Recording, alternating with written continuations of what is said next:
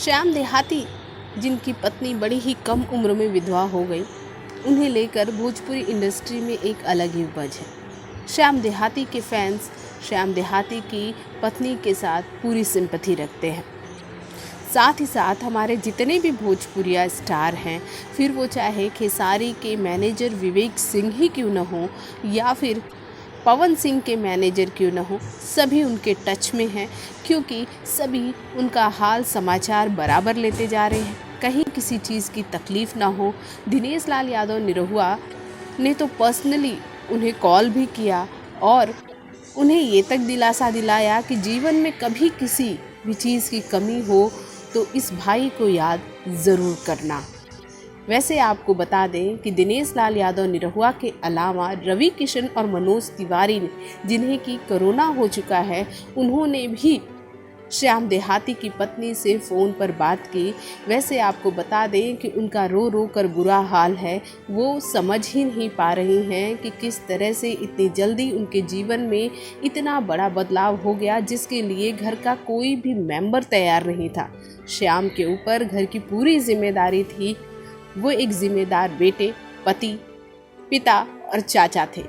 आपको बता दें कि श्याम के घर में श्याम ही सबसे ज़्यादा अर्निंग करते थे, सबसे ज़्यादा कमाते थे और उन्हीं के ऊपर सबसे ज़्यादा घर की जिम्मेदारियां थी।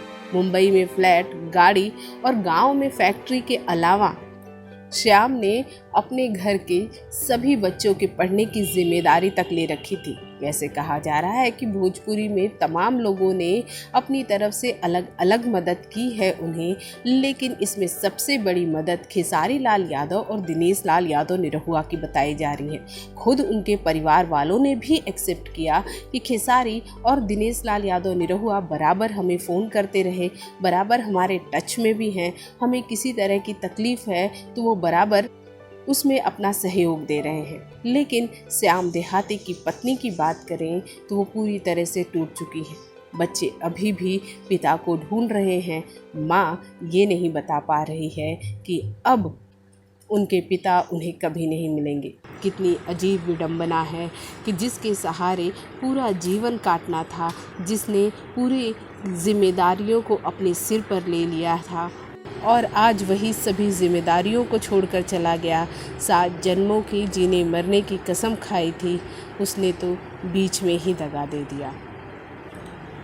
रो रो कर श्याम देहाती की पत्नी का बुरा हाल है और समझाने के लिए लोगों की सिर्फ बातें ही हैं।